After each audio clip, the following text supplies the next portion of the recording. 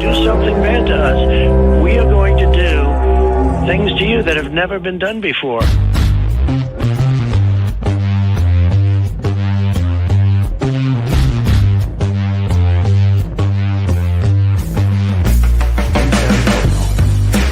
What the is that, dude?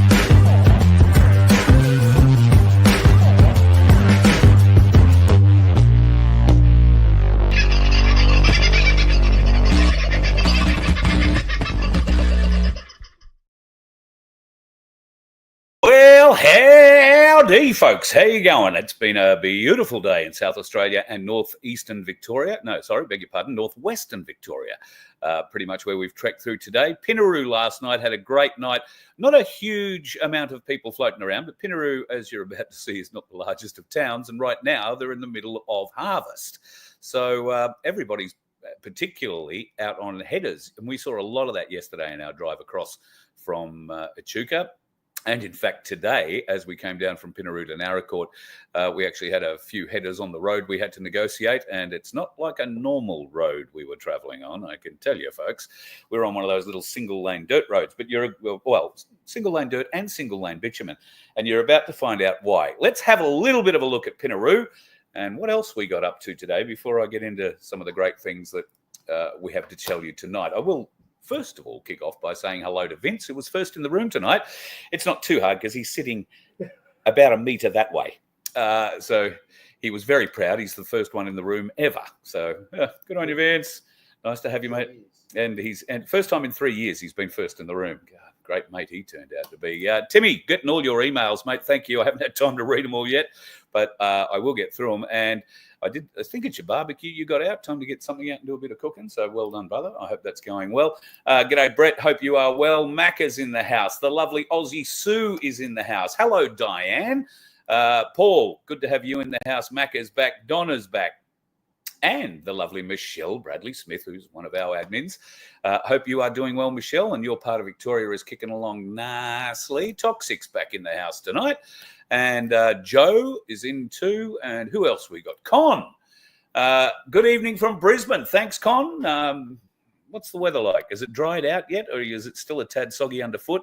I was talking to some folks on the property today at Canungra, and I thought, well, I'm glad I'm not there today because the heat was being sucked back out of the ground and, the water was being sucked out of the ground, and we all know just how beautiful that can be. The humidity up there, it would have been murderous. Margot is in the room. Margot, I'm not sure if you are completely aware, but last night, the lovely Sunflower entered you in our competition to win a 1 ounce silver ingot. Now, this is pure bullion. This isn't currency. This is a pure bullion ingot, 1 silver ounce. I'll try and get it a bit closer so you can see it. Oh, get my finger out of the way. So, Margot, the lovely Sunflower put you in for that, and she put herself in for it as well. Thank you so much. So, Vince and I were talking about it. We didn't give it away last night because there were not a great deal of people there, if we're completely honest. G'day to Wayno and Ian, who are floating around, and they're actually doing the trip with us. Sort of on and off. I don't know where they're staying tonight. I don't know if they're in the caravan park we're at or if they're one near us, but I know they're in or around Naracoorte somewhere tonight. Good to catch up with you boys again. Of course, they came all the way over from almost the Eyre Peninsula to come down and be part of the My Place gathering last weekend, and they're sticking with us all the way through to the 8:32 event we're heading to this weekend, which is coming up in Mount Gambier. If you hadn't heard about that just yet, well, I can give you a bit of an idea. This is what's happening. The 8:32 muster happening 6th, 7th and 8th. The 8th is going to be a huge market.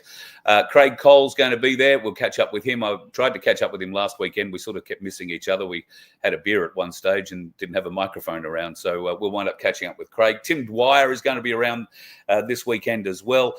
I'll be there. I think there are a couple of other names who are going to pop around. I don't know if they're none of us are spectacular names by any stretch of the imagination, but look forward to seeing you there if you can pop along to Mount Gambier. It's going to be a magnificent weekend. Friday night, we're in a cafe, and there is going to be a bit of a panel thing happening on Friday night. A little different for the Voice of Freedom. It's sort of a Friday free-for-all, but other people will be freeing for all. Does that make sense? At any rate, that's the plan for that coming up this weekend. We'll see you in Mount Gambier. Looking forward to it. Now, the plan regarding the giveaway. Vince and I have spent some time today in the car, and you'll see what we've been doing. And we've had a bit of a discussion about how we can give this away. So we have decided to extend the giveaway for this 1 ounce bit of bullion, which was donated to us yesterday by Pete from Pinaroo, a marvellous man. I can't thank him enough for taking us into his house, onto his property yesterday for a bit of a look. A marvellous chat with he and Kirsty's wife last night, and a few others floating around. And generally, the best smelling garlic you have ever come across in your life. Vince and I have been smelling it now for a day or three, and we've used a bit of it. Some of it got used during the barbecues and whatnot last weekend. There will be the opportunity, if you would like to pick some up for yourself this weekend, just for a gold coin donation. Reach into the box, grab yourself as much as you want. We'll see if we can help you out. You'll have to fight Vince for it, though, because he's very keen to keep what we have left for him, just to make sure he's fit and healthy, I guess. So we decided that we will extend the giveaway for this until midnight on Sunday.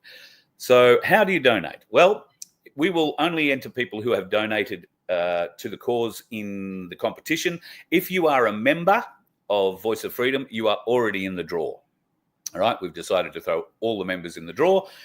So if you are a bronze or a silver or a gold member of Voice of Freedom, you are already in the draw. If you would like another entry, go and make a little donation at the webpage, vofhq.com, and your name will go into the draw to pick this up. And that goes the same for all of you. If you want to get into the competition, you want the opportunity to pick up this spectacular little piece of bullion. I'll try and get it so it's sort of focused. 4 9s bullion, not legal tender. This is a bullion bar, or a bullion ingot, if you'd like to put it that way. Really beautiful, and thanks again to Peter for that. So a donation at vofhq.com. Vince is sitting there ready to make a huge list of everybody who has donated and goes into the draw. And I'm flying home Monday, and Monday night, well, I don't know. I'm spending most of the day in transit and starting very, very early, so we'll see how we go Monday night. But we will announce the winner next Tuesday night in the show. That'll be Tuesday, the 10th of December. So you have until Sunday night at midnight to make a small donation, any size, whatever you like, and we will throw you in the draw for that. And as I say, if you're already a VOF member, you'll already be in the draw. But if you want to have another ticket and another chance to win this, it comes in a lovely little plastic packet with a lovely Ainsley bag, and we will look after you with that and get it all sent out. In fact, if we want it sent out, I better leave it with Vince. So he's much better at that than I am. So we'll figure that one out. Thank you, Brett. Oh, you're in there too. G'day, Peg, and Sharon's in the house. Jenny's in the house. And I think there's probably a few more I've missed. J1, good to have you back in, mate. Margot's in, and Phil's in. Nice to have you all. All right. Right at the bottom. Oh, yeah. VOFHQ.com. The link is in the bottom of the chat. Vince has put that in. So, oh, yeah, I can put that up there like that. So, VOFHQ.com. The donate button's on the top of the page, and your name will go into the draw to win that magnificent little piece of silver. And all the best to you. I hope you have all the luck of the Irish in getting it out. All right, there are some interesting things happening in the world today. Where should I start? How about this one? I wouldn't be buying Coles beef at all if I were you. Now, to boost sustainability in beef production, they've expanded their use of a supplement. What is that supplement? That supplement is a poison that has so far not been used on humans.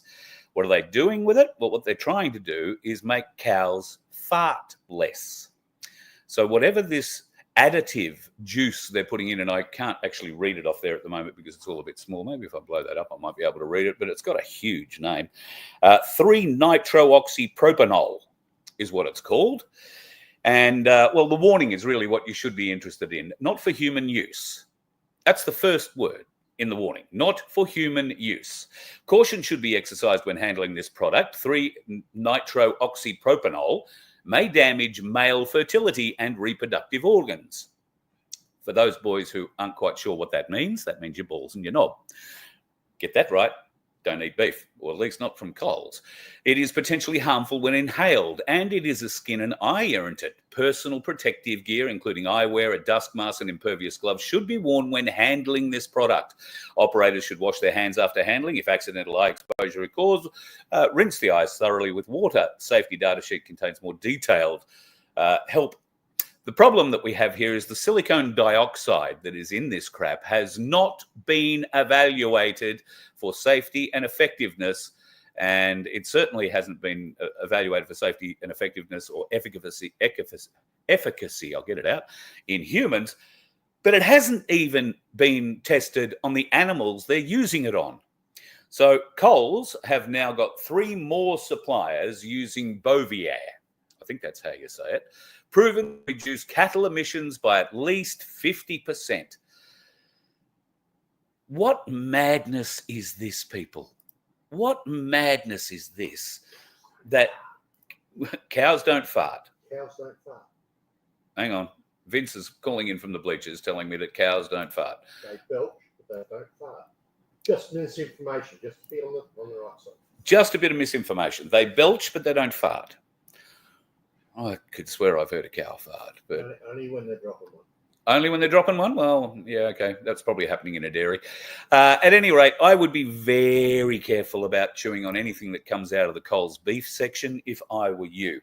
You could go to Woolworths and try and buy something different, but currently Woolworths aren't stocking too much on their shelves. Are you having that problem at a Woolworths near you?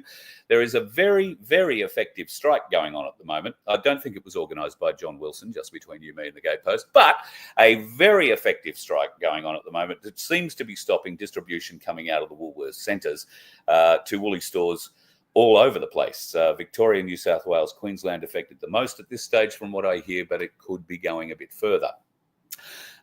So good luck getting your meat there. If I were you, I would be finding a local butcher that you can have a bit of a talk to, find out if they're using any of this kind of crap, where they get their meat from, and whether or not it's healthy meat for you. I would be asking that question rather wildly and broadly. Moving on. The White House. I showed you some images of the White House a little while ago where I was a bit confused about what they seemed to be building in the front yard. Well, things in the White House seem to be getting built even more. Now, along with the images of what has actually been constructed, there has been some information as to why it has been constructed. The building that you see in the foreground there, from the information that has been released, is a courtroom, a secure holding facility, and an execution facility. This is where courts will be convened, court martials, military tribunals, and those tribunals will hold hearings. They will make findings. They will make decisions on the lives of those who've had such an impact on our lives over the last 4 to 5 years. Every day, there is more information coming out about how little was involved medically when it comes to the jab. Right now, there are numerous evidential examples, and I mean evidential examples, that the CIA has been working on this particular spicy cough scam since 2015. That everything logistically, but more particularly legislatively, was in place well before 2020. And it was in that preparation that they were able to hide so much of the efficacy data, so much of the supposed testing that went on, and the variety of other safeguards that those products should have passed through. Now, this has been made very evident in a report into the pandemic that's been released by the US Congress, and I will endeavour to give that to Vince and get him to put that up on a link on the VOFHQ website. If you want to go and read it, it makes for extremely interesting reading. And a lot of the people who will be mentioned in it, you will see in that building in the foreground, I have absolutely no doubt, in the not too distant future. It'll need to wait until President-elect Donald Trump is actually in power, but from January 20, I would expect some fireworks coming out in Washington, and not just through Donald Trump, but I would also expect a fair few coming from his Doge manager, Elon Musk.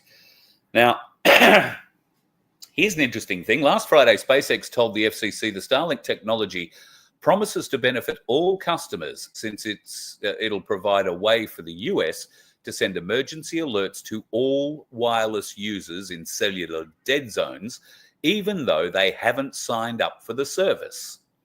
Let that sink in. It doesn't matter if you have a Starlink receiver. Starlink has the ability to reach into your device and make it work. What does that sound like? Just saying it might be an interesting way to get an emergency broadcast message, yeah? Certainly through America and other things. Also, Elon Musk has released today that he expects, as part of his cost-cutting efficiency drive, when he will be put into power along with Donald Trump on January 20, he expects that his Doge, I don't know, what would you call it, ministry, will be closed and over by July 4, 2026. He says it's a key aspect of what his office is all about, and that is to cut down on wastage and all that sort of stuff. So I would expect that from day one, Elon Musk is going to start shutting businesses down. And when I say businesses, which is what they really are, but they are government departments posing, well, businesses posing as government departments. They are just stealing money left, right, and centre from you and I. And we've known it forever. America, okay, we're speaking specifically about America, but Australia works exactly the same way. And we need that sort of technology, that sort of openness, that sort of expose, so that here in Australia, we might be able to do the same sort of thing. So watch this space. It's going to be very interesting. If you live in New Zealand, God help you. My God. I think New Zealand is lost to the world. They are making some extraordinary decisions which are doing nothing for the people of New Zealand and doing everything for the deep state. Now, we knew that coward Ern, the child of Klaus Schwab, the junior, what are they, World Economic Forum members, Macron from France and others. I think Albo Sleazy had a bit of a view in there at one stage. God knows there's plenty of Australian politicians who've been pampered and, well, probably plucked by others. But New Zealand, on the other hand, it's gone the whole hog. They have given provisional consent to distribute a new medicine. This new medicine is a Panvax H5N8 pre-pandemic shot. Are they telegraphing something here for us, folks? The vaccine may only be marketed or distributed in accordance with directives contained in the current version of the New Zealand pandemic plan. Well, we know that their plan is very, very well laid out, very, very detailed. And fortunately for New Zealanders and many others around the world, they weren't smart enough to keep it completely hidden. All the health data was, of course, released a little while ago.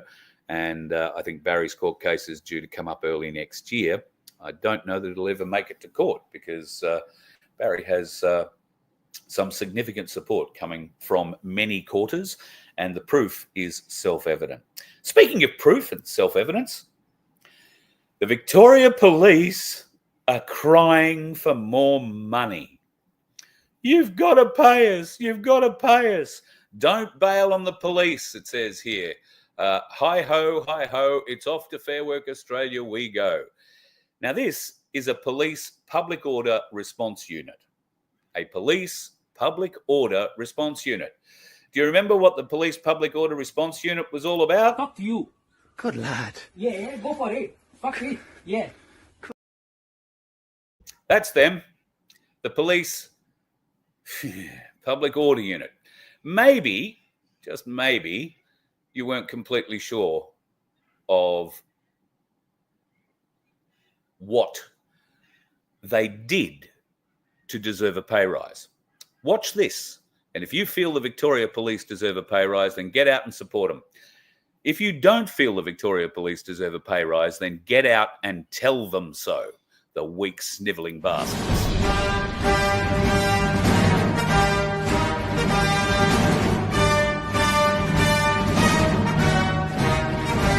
Never forget what they did.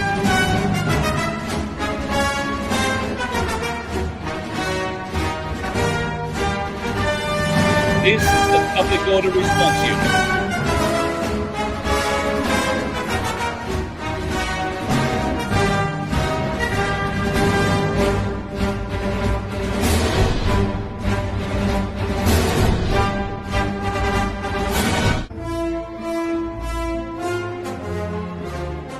These are the police that want the Victorian public to pay them more money so that they can go to work and do shit like this whenever the government tells them to.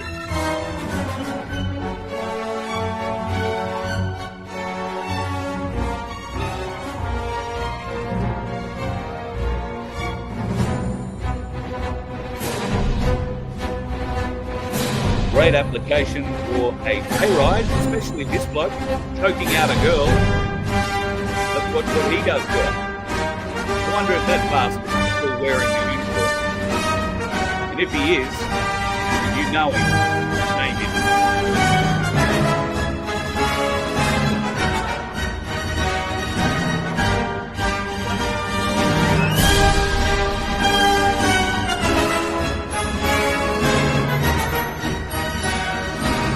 Remember the rubber bullets, folks.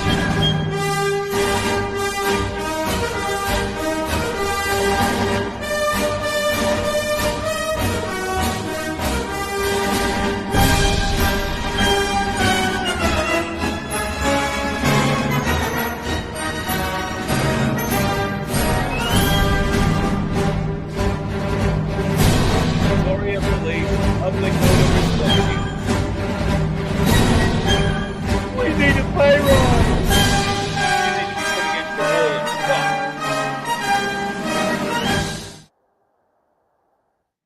Yeah. Stay safe with those bastards. Hey, the Public Order Response Group. I've got a message for you and your pay rise, guys. Fuck you. Good lad. Yeah, go for it. Fuck it. Yeah. Fuck you all. Fuck you all, you evil bastards.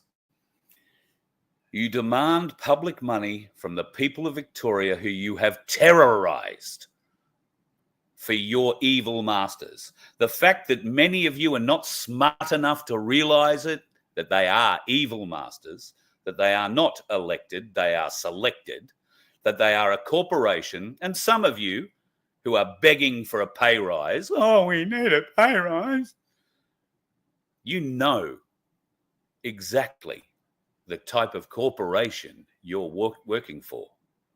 You are not working for the people of Victoria.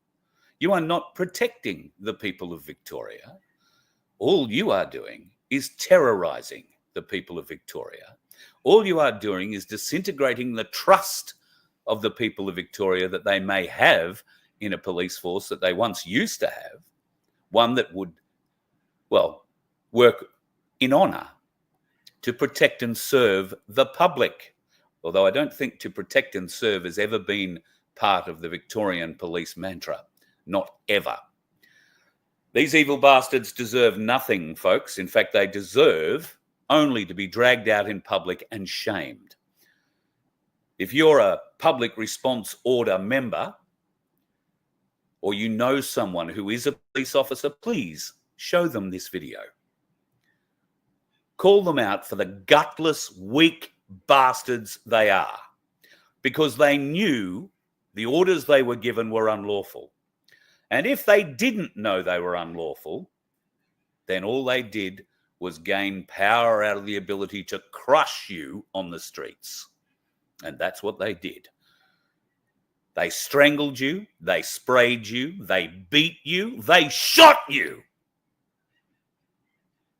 And now the bastards want a pay rise.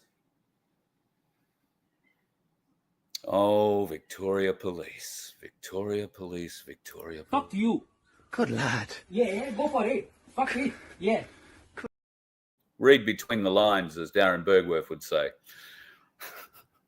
And Vince, for that matter, too. I can't believe the balls on those bastards. I really can't. But then again, they are being motivated by pure evil based in our state governments. Now, there's plenty of evil in every state government that you'd like to choose, but get a load of the bitch in South Australia who wants to kill your kids. This is the reason why we have a big call out at the moment to make sure that your baby is vaccinated, plus the other people who under our national immunisation program can be vaccinated. Now, one of the best ways of preventing the little bubs getting whooping cough is having the mother vaccinated during pregnancy, and so all pregnant people are offered this vaccine, and it's critical that if you're pregnant that you've heard the message. This is not the year to decide to forego that crucial vaccine. And then little bubs get vaccinated. We've brought the first dose of that vaccine forward, so the little infants can get vaccinated at 6 weeks, but they're not fully protected because it needs a couple of doses as the little bub's immune system is still developing. So it's a vaccine at 6 weeks, 2 months, 4 months, and then a booster at 18 months, and then again at 4 years. That's an honorary professor. What's her name? Spurrier. Honorary Professor Spurrier, the South Australian Health Minister, who wants to give your child 4 jabs before they're 2. But let's be honest, that's only for one thing, whooping cough. Your child, by the time it reaches 2, will have had something like 75 vaccinations, if you let it. Are you going to let it? Is that something you're going to allow to happen?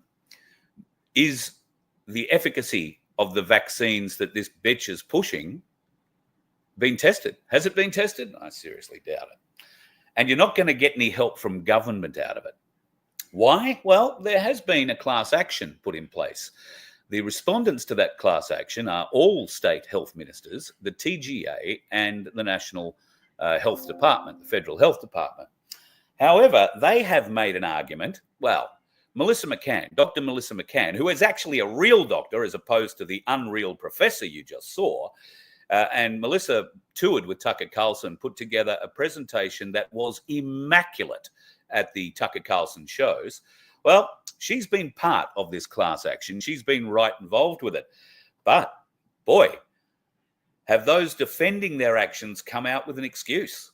Have a listen to this. I thought perhaps there would be some attacks on, the science or the medical content of the claim or the allegations, or, defending, I suppose, the claims that we were making.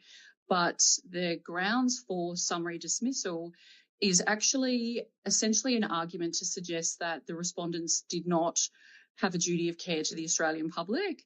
So that, I think, is just bizarre and outrageous. And I'm in shock. I'm sorry. Could you repeat that again? That the respondents had no duty of care to the Australian public?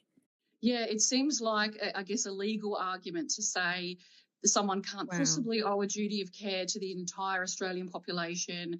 It couldn't possibly move forward if that's what we're alleging. So it's a legal argument that I don't know enough about. All I've been able to do is read the submissions. But, to my way of looking at this, I just think it wasn't just a matter of an approval of a pharmaceutical product. It was an approval, and it was sort of relentless public statements as to the sort of unequivocal safety and efficacy and necessity of the vaccines. And it was done in this extraordinary context where it was known that the products were being mandated.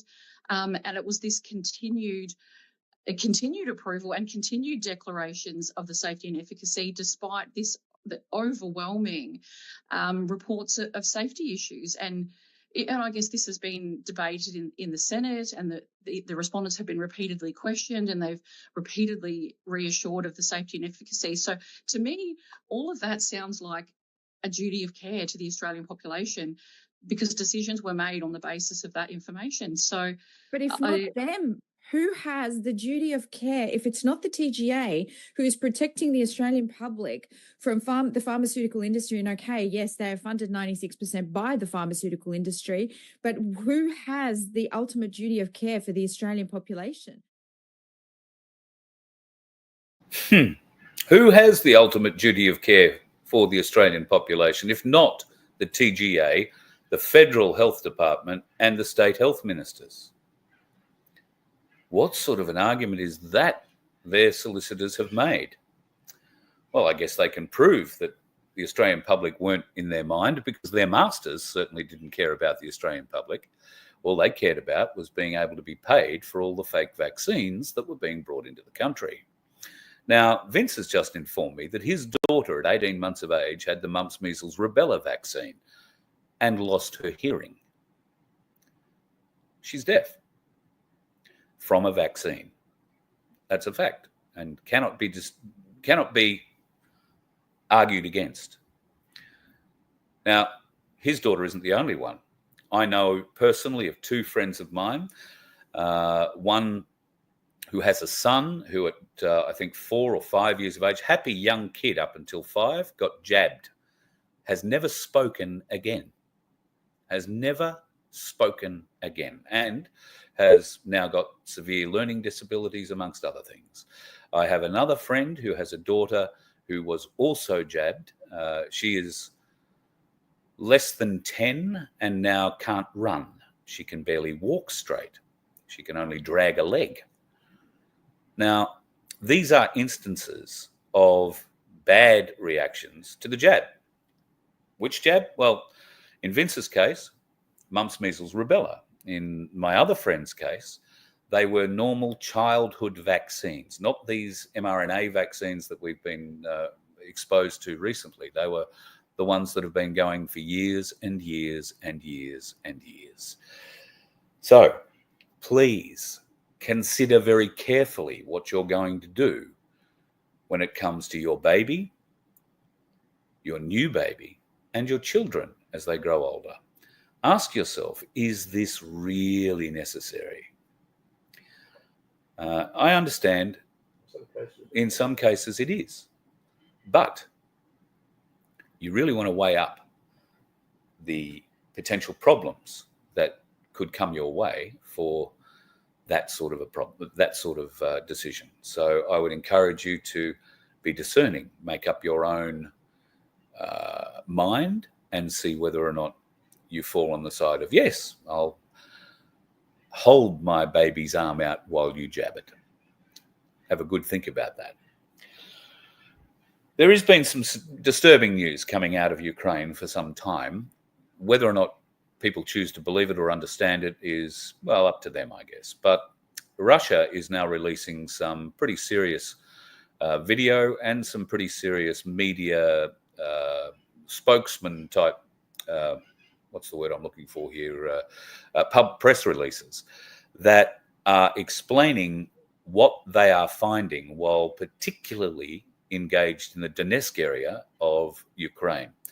People think that Russia is invading all of Ukraine. They are not. Russia is only working in certain areas of Ukraine. Those areas happen to be of great interest for a number of reasons, but the Russians seem to be in there really for one. Have a look. You're going to have to listen to the Russian. You're going to have to read the very fast, shall I say, Australian or English translation that pops up along the bottom. But I'll give you a bit of an idea at the end of it. Освобождай Светогорск. Обнаружили в детском доме коммерческие документы о продаже детей. Есть ссылки на британские ЧВК. Один из плательщиков была компания Coca-Cola. Я знаю, что коллеги занимаются непосредственно работой в этом направлении. Уверен, что более подробно об этом скажет. Добавлю лишь одно. И эту тему я считаю крайне важной. Вот этот аспект этого преступления. Уважаемые коллеги, 7% от доходов бюджета Украины, $2 миллиарда, это у нас доход от черной трансплантологии. Мы понимаем, что эта система закреплена на государственном уровне. $2 billion a year. That's just the organ market. Where are they getting the organs from? Well, I do have another video but I've decided not to play it for you because I think most people would find it extremely distressing. But in it, a Russian senior Russian officer who was part of teams that were going into these areas explained what they found when they kicked the doors in on one particular institution, a 2-level institution, where he explained that on the first level, the children were walked in where they were stripped naked and their clothes burnt. Then they were taken upstairs to the second floor where, as he put it, they were carved up. Now, we've had a lot of publicly released information now from people involved in the carving up. I was talking about one the other night. An African doctor paid $840,000 a year to go back for his second tour of duty, and that is in Ukraine. Now, he's only talking about the soldiers, the Ukrainian soldiers. Bear in mind that he's working with a NATO organization on the Ukrainian side of the border. But the Ukrainian soldiers who are coming into that medical facility wounded, some unconscious, most unconscious, thankfully, but able to be saved, his only job was to make sure they could survive the 5 to 7 hour flight to the German hospital just outside the Ramstein Air Force Base in Germany, where their organs would be harvested. And as he put it, their survival was not his concern. Now, he's making an apology for the way he feels or worked and he let his greed get the better of him, but do we really care? A lot of people are going to apologize for the crimes they've committed, and unfortunately, I don't think an apology is enough. I think many of them have forfeited their right to life. And hopefully, we will see examples of just how seriously we will take that coming in 2025 once Donald Trump takes office. There is a lot of speculation about the attempts on Donald Trump's life at the moment. I don't know if it's him. I don't know if it's people wearing masks. I don't know if it's clones. But he is not making too many public appearances, although he will be in France this weekend for the opening or the reopening of the Notre Dame Cathedral. So he'll be able to hang around with that horrible, horrible piece of French shit, Emmanuel Macron, and his mate and wife, whatever she is, he is, whatever it is. Got to be a Rothschild, that one, doesn't it? Got to be a Rothschild. Anyway, I think that's enough of the bad images for tonight. I want to tell you a couple of good little stories before I wrap up tonight. The first story is and I am being conservative here, really conservative. I have probably driven in the last 4 years over 100,000 kilometers, well over 100,000 kilometers. Now, while I've driven well over 100,000 kilometers around this great country, and I mean well over 100,000 kilometers, I get to sample food in a variety of places. We haven't sampled the food here this evening in Naracoorte. We will very shortly. But we did arrive in Naracoorte today a little peckish. And can I tell you, we picked this place to go and have a bread roll for lunch. The butcher, the baker, and the coffee maker. Now, this is in the main street of Naracoorte, folks.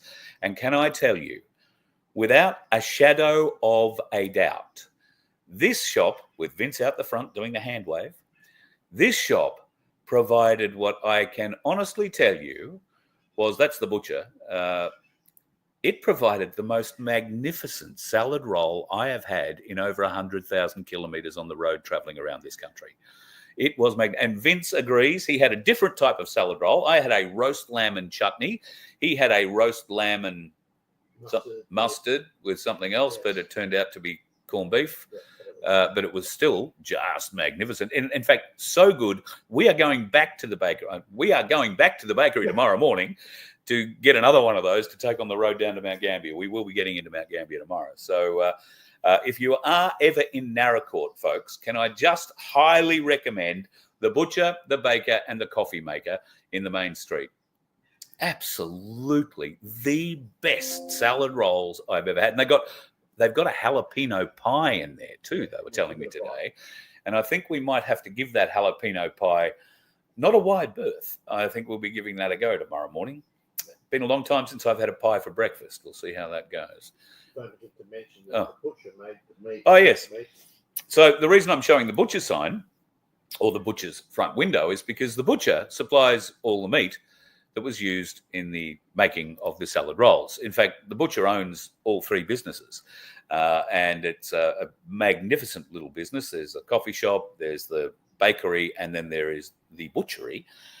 All the meat comes locally, and, well, I'd be going there rather than Coles to buy my meat, put it that way, particularly if that lamb, oh, God, the lamb I had in my roll was just simply spectacular.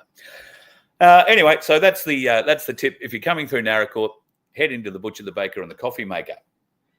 Now, I did say at the start of the show I was going to show you what we've been up to for the last couple of days. So this morning I got up a little early and I went for a little bit of a drive around Pinaroo. And then, well, we hit the road and we wound up in a rather strange place, which I'll show you as we get up into this.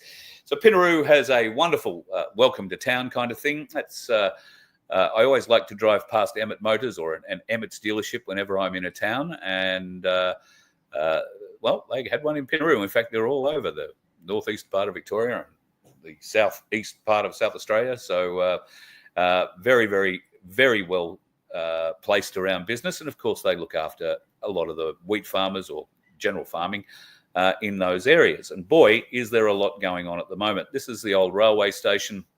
And now what turns out to be a cultural or heritage centre, which you'll see a little bit more of in the near future. Last night we were at the Golden Grain Hotel, which is one of the most spectacular venues I think I've seen for an old pub in a while. That's the Golden Grain right there. Just a beautiful old pub. And I can say the bed was extremely comfortable. And the meal last night, very nice indeed. Right across the road from there is the Mallee Tourist Heritage Museum. Unfortunately, it wasn't open at, I think I shot this at about 6:30 this morning. It has a marvellous little thing out the front of it where you can see here that, you know, it gives you a rundown on what the Mallee is about. It gives you an idea of how they use or got water, because water is a long way away here, how they use fire, and it's a good servant and a bad master. And then there is a whole string of other little bits and pieces that they've mounted in a very unique way, I think, on those tractor, well, car tyres, whatever they, motorbike tyres, whatever they are, turned out to be really well. And this part of the area is known for murals on silos. In fact, we drove past a lot of those on our trip over to Echuca and back. Well, these guys decided to go one better. They've painted the entire wall of the Heritage Centre and done a magnificent job. This mural, aside from being very bright, very colourful and very vibrant, actually goes to show the history of the area around Pinaroo and the settlement that was involved in the area. Now, Pinaroo area was settled in the late 1800s and grew from there. It is, of course, a wheat town. It's unfortunate these days. I don't know how many trains are actually used to get the product out of the silos these days. I think most of it is trucked out, but it's certainly a beautiful little town. We've taken, don't think I'm speeding up the street here, folks. I've just sped this up so that you didn't have to sit through twice as long of me trying to prattle on about this. One of the things I really want to drive, something I've never driven, this big yellow thing coming up here on the right, that's a header. I want to drive one of those, preferably with the comb on, but hey, listen, if we can't do that, here's the Emmett Motors thing around the corner there, the local John Deere dealer, although John Deere are an interesting brand. We'll get into that for another day. Where are we here? Well, on our way to Naracoorte, we got a phone call from Greg. Now, Greg is a potato farmer. Well, he's more a potato contractor, but does grow a bit. What are we doing here? Well, this machine is called a mounder. Now, there are, well, I don't know how many acres of potatoes growing here. And this is on a pivot. If you're not sure what a pivot is, and I've got to be honest, I really wasn't sure what a pivot is. It's a bloody great water sprinkler that sticks out of the middle of your paddock and wheels itself around in a large circle. You've seen how those crops turn into circles? Well, that's how you get the circular crops. It's called pivot harvesting or pivot growing. And these potato farmers in particular have a number of pivots. We drove through, just getting to this one, which was about 8 k's off a road, we probably drove through a dozen or more different pivots to massive boom sprays. But all of the potatoes that you see here are used and produced for seed rather than feed. So what he's doing here is mounding the rows, so it makes the potatoes grow in a particularly, bunched, confined sort of area, makes it much easier to dig up later.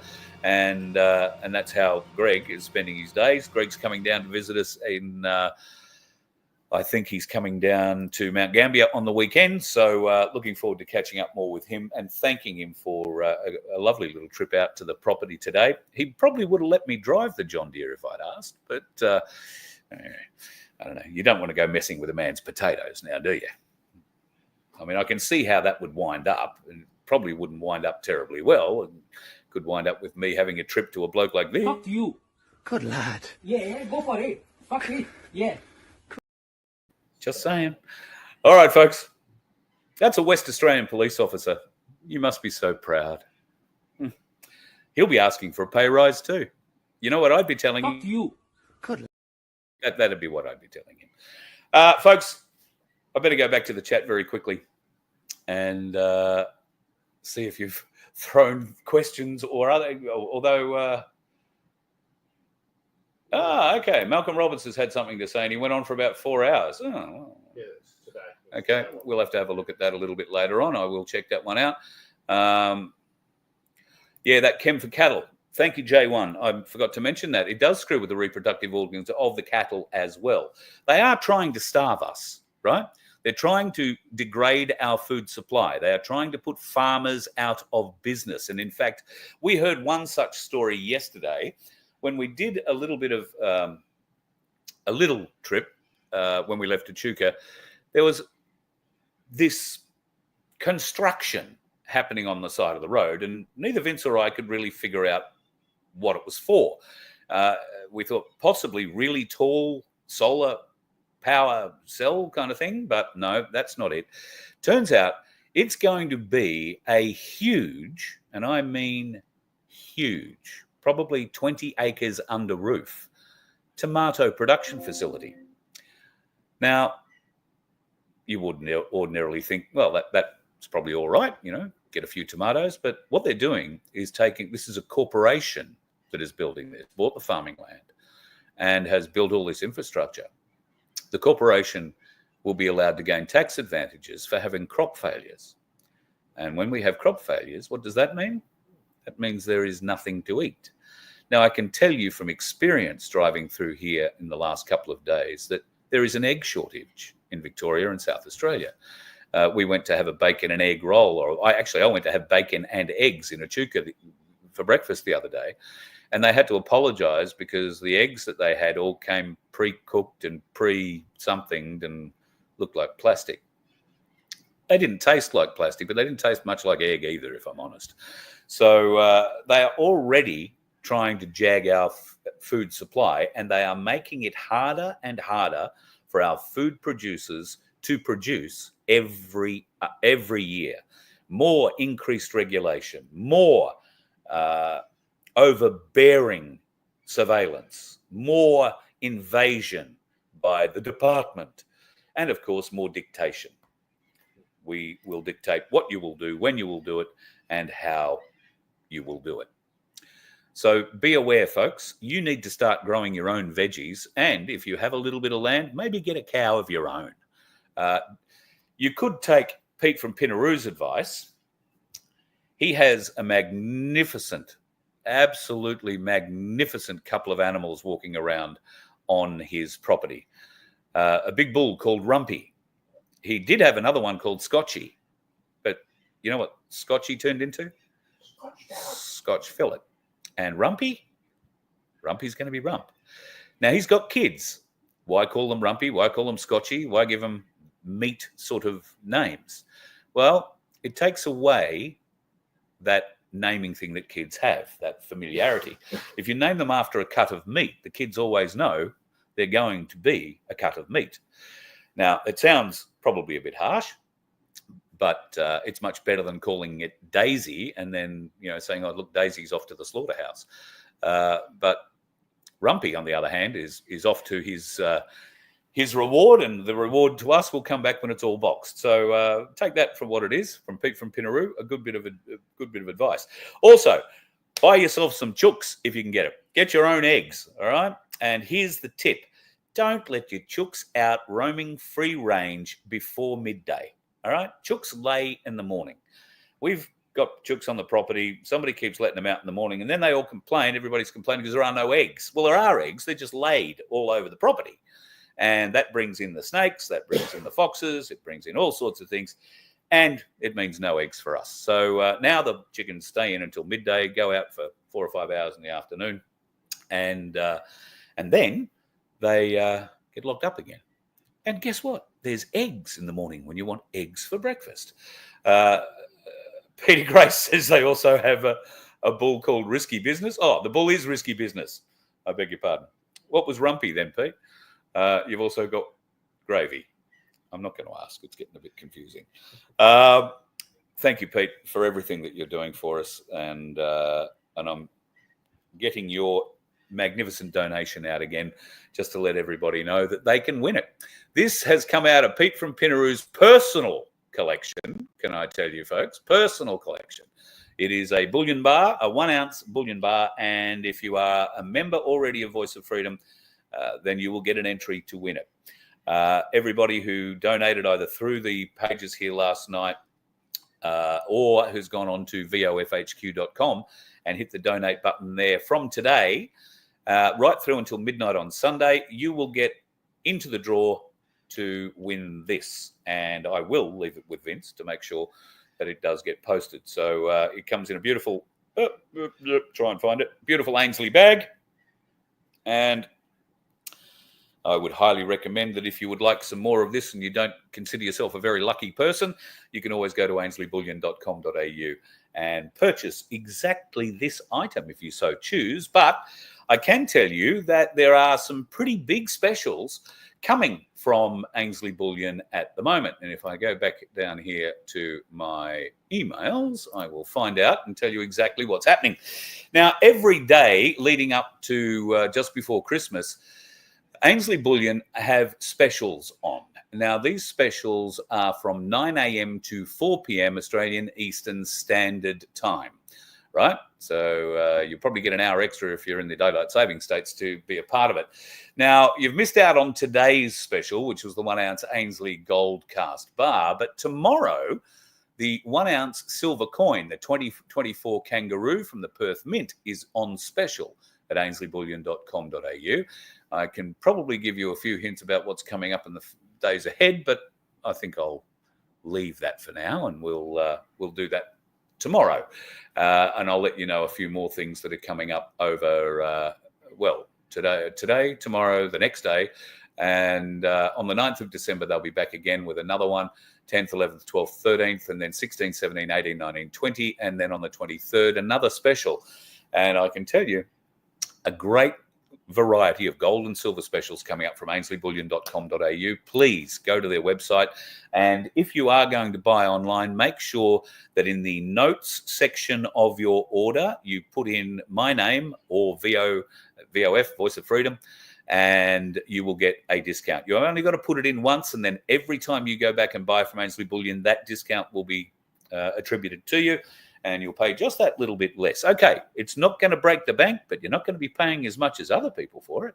And, it's going to make you feel happy. Is that on the specials as well? I haven't asked if that's on the specials as well, but possibly. I don't know. We'll find that out for tomorrow's show. I will ask that of Michael and the crew there, and we'll go from there. Somebody suggested that Peter Grace should be calling some of his animals Mushroom. Or pepper, maybe. I don't mind pepper steak. Yeah. That's not too bad. The jalapeno pie for breakfast tomorrow morning from the butcher, the baker, and the coffee maker. Probably a coffee as well. And I'm going to be taking another one of those lamb chutney rolls with me because, oh God, just magnificent. Luckily, if there is a bakery in Mount Gambier, it's probably not going to see me tomorrow. Luckily, it's only an hour from our campus. So It is. in case I get you. It is only an hour. The jalapeno pie may have taken an effect on that 1 hour drive, so we'll see how that goes. Is Victor Harbour on the tour dates? I was over in Victor Harbour when I came and got Tim's H2 unit put on. I spent 3 or 4 days in Victor Harbour. I've got a couple of lovely friends in Victor Harbour, including. Well, maybe I shouldn't identify them now that I think about it. I won't identify them, but hello, guys. You know who you are. And I would love to come back over and see them again. So, yes, I will be heading back to Victor Harbour. It's not on this trip, but I dare say if all things being equal and we actually manage to get a few donations in, because this whole thing is funded by you folks. I can only drive the bus as far as the fuel will let me, or the wrist. And at the moment, the wrist is firming up nicely, can I just say. I've had it out for a couple of hours, and look at the sort of hand flapping I can do. That's about as hard as I can clench it, and I can't really turn a doorknob with it yet, but the wrist is improving. I have been doing a lot of the driving in Vince's car, but I'll be honest, it's all pretty much one-handed and maybe 2 fingers off the left hand. I couldn't drive 9.5 ton a bus to 2,500 kilometres with one hand and 2 fingers. So we will be. He's a terrible passenger. I am a terrible passenger. I will be looking to head off again early in the new year and coming south initially. If we can fund it, I would like to fund the trip south down through New South Wales. There are a variety of places that would like me to come back there. Back through Victoria, and of course I'd love to come back to my place in Frankston and catch up with all our friends down there and a few other my places around the place. Then over to South Australia again. We'll catch up with Vince and Tim and the crew, maybe down to Victor Harbour. Well, yes, down to Victor Harbour. Why wouldn't you? It's a beautiful part of the world, although that bloody Noarlunga Hill's a bit of a killer on the bus. And then, if it can be arranged, and if we can get a few of you involved, we are going to go to Wayno's Caravan Park, which is, the guys you may have seen in the chat here already, a caravan park on the Eyre Peninsula in South Australia. Now, it's one of those little bush ones. Wayno and Ian are with us here on the tour at the moment, and they've got quite a crew over there that are, Wilmington, I think it is, very keen to, Wilmington, was it? Yeah, somewhere like that. They've got a great crew over there of very awake folks. So we want to go over and spend a couple of days with them at Wayne's Caravan Park.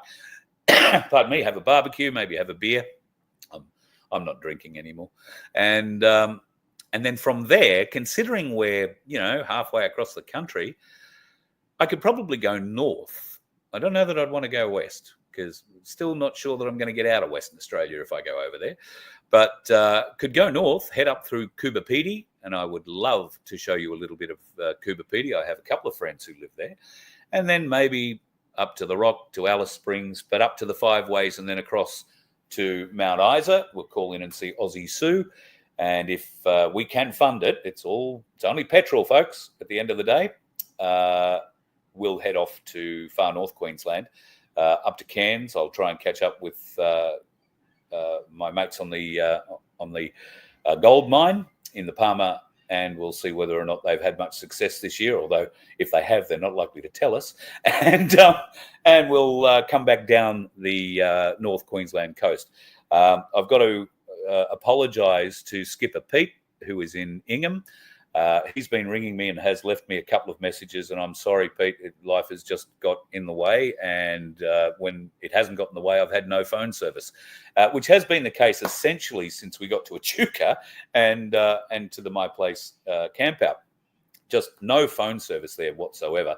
And unless you went and stood on a hill with one leg, and then while the park was full, that didn't help either. Everybody had a device on and was trying to get some sort of coverage. So it dragged the bandwidth down to buggery. But the last couple of days we were there weren't too many people there. And it didn't come good, if I'm honest. So a really great place to get away, the Wackety Caravan Resort, or Wackety Creek Caravan Resort, I should say. It's a wonderful place to get away if you actually want to get away from the electronics and just have a very restful time. Beautiful pool area, wonderful for the kids, lots of things to see and do around the place. And I would highly recommend it if you just want a little weekend away very close to the Murray. Thank you, Brett. Got to work that wrist at night. Well, here's the thing, mate. At night, it goes back into this. And that's the palm of that, if you just want to, for your edification. God, be a bit like sandpaper, mate. Not playing that game.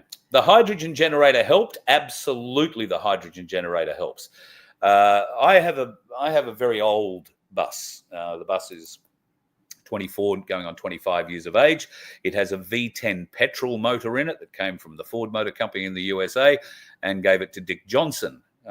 Yes, that Dick Johnson, the V8 supercar owner and former driver. They gave it to him because you might recall back in the 90s, he was driving a bit of NASCAR and they said to him one day, show us, Dick, what do you go racing with in Australia?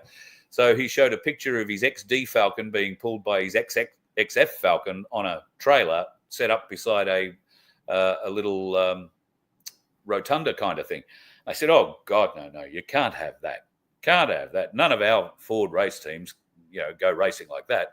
So they essentially gave him a truck frame, a V10 motor, and sent it over to Winnebago in Australia to build it. And that's what happened. So Dick had it for a few years. 2 other people have owned it before me. One of them had the good sense to put LPG in it. I had the bad sense to blow a portion of that up, and we're still finding parts to fit, which is painful. Otherwise, the LPG would make life a little bit cheaper. But I can tell you that putting on Tim Dwyer's H2 unit made all the difference. It didn't quite halve my fuel mileage, but it did make a huge impact on it. I was at one point getting about 48 to 50 litres per 100 Ks. And now the last time I was out on the road, I was at 28 and I was towing something then. So it wasn't a big, heavy load, but I was towing. So for a vehicle that is an old V10, getting 28 litres per 100 Ks, absolutely. And how much distilled water did I have to put in the hydrogen generator for that? 750 mils. I get 3,000 kilometres out of 750 mils of water. It's staggering stuff. And Pete from Pinaroo has picked up one of those units. They're going to be putting it on a, well, I'm not sure what they're going to put it on, a truck or a pivot. Oh, putting it on a pivot.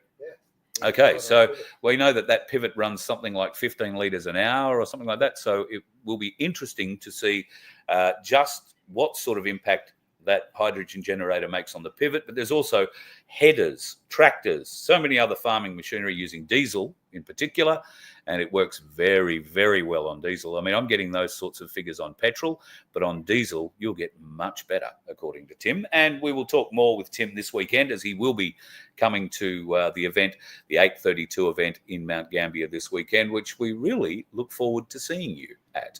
Of course, if you would like to check out one of these H2 units, get some details on it, then all you need to do is email Tim, H2, letter H, number 2, at vofhq.com. That'll go straight to Tim, and he'll look after you from there. I know he has a couple of units. He did ring me a while ago and said that somebody had ordered 4 of them, and then for some reason had backed out. He offered them at a great special rate. I can't quite remember what that was, but it was a discount again to the discounted price he gives us. And he sold 2 of those. He may still have 2 on the shelf. If not, he may just have 1. I know he's delivering 1 this weekend on the way down. So he might only have 1 left, but get in quick and you can get yourself some spectacular savings on Tim's hydrogen generator. And you no need to think there is a hydrogen bomb in your vehicle, all right? There isn't. My hydrogen generator puts in 0.3 of a litre per kilometre into the motor. It's mixed into the airbox and gets blown into the motor straight from there. There is no compression in the system, in the hydrogen generation system. There is no pressurization. Hydrogen provides its own pressure. It wants to escape at a very high velocity. I think it's something like 1,300 kilometres an hour. If you give it a hole to go in, it shoots out that hole and comes out the other end in your airbox and blows straight into your motor. It's absolutely magnificent. And I've seen a phenomenal increase in power, a phenomenal increase in torque. my ability to hold gears longer when I'm pulling uphill, that kind of thing, to stay in an overdrive or a top gear a bit longer, and to get much better pull out of particularly second and third gears. Without the hydrogen generator, the bus is a slug, absolute slug. With it, it's not a race car, but I feel much more confident, much more safe driving it, with the ability to get across and around intersections and to pass other vehicles on the road. So, yeah, it is a huge benefit for my business, and it does offer a phenomenal saving on our petrol. If you can help us out with the petrol, folks, we'd love you to do it. VOFHQ.com, hit the donate button, and if you do that until Sunday night at midnight, you will go in the draw to win this magnificent little Ainsley bag with an ounce of silver in it. Thanks to Pete from Pinaroo. I hope you've had a good day. I hope your night continues to be good, folks. And I'm going to head off. Taxis. Oh, yeah, Brett. Sorry. Okay. This is a good comment. Taxis are going electric. Sydney's LPG is gone. I find that, and this has been a discussion I've had with LPG providers on the road, in Victoria, you can get LPG just about at every servo. In certain parts of South Australia, it's pretty good too. Most of the highway through the Wimmera and through the southeastern part, the farming belts, if you like, of South Australia. There was a big push many years ago to get all the farmers on LPG, and they adopted that. So nowadays, though, and particularly at one OTR service station that I stopped at, I want to say at Tailem Bend, the pump there took, and I needed to fill up. So I can carry 220 litres of LPG, and I wanted to fill it up. That pump took something like over 40 minutes to fill my tanks, because it's an old pump and it just wheezed its way along. By the time I got inside to pay for it, I was, as you can imagine, really happy. And then I found an equally unhappy manager behind there saying, "Oh, you've been out there 40 minutes, people haven't been able to get in." I said, "Well, if you had a bloody pump that worked, I'd be in and out in 10 minutes. "Oh, well, we're not replacing the pump. When it's gone, it's gone." And that's the story. Why are they doing that, folks? Well, they're doing that because for a long time, the taxis and the limousine companies, the cars and businesses that are on the road doing a lot of Ks every day, survived on LPG. Now they want to migrate those fleets across to electric vehicles. God help us. So that is why they are deliberately closing down LPG facilities in every state of this country. Why would our government, who supposedly cares about us, do that, considering we produce, I think, either the most or the second most LPG in the world? We export our high-quality LPG to Europe. That's how they stay warm. And the market's only going to get bigger if Russia turns off the gas switch to Germany. So you would think we would make money out of that, but we don't, because the Australian government is giving our LPG away. Giving it away in trade deals for other bits and pieces. The lucky country that can basically fund or provide fuel for every vehicle in the nation with LPG isn't allowed to. It would be cheap as, like, back down to 20 cents a litre. That's how much of it we have. But oh no, that's not fitting with the government agenda of electrifying everything we drive. So be aware of that, folks. The bastards are out to get us at every turn. And unfortunately, there are many numpties in our world who are just as happy to see it happen. Most of them drive. I guess that'd put them as dickheads on the road, wouldn't it? Have a good night. You let one ant stand up to us, then they all might stand up. Those puny little ants outnumber us 100 to 1. And if they ever figure that out, there goes our way of life. It's not about food. It's about keeping those ants in line. That's why we're going back. Does anybody else want to stay? Let's rock!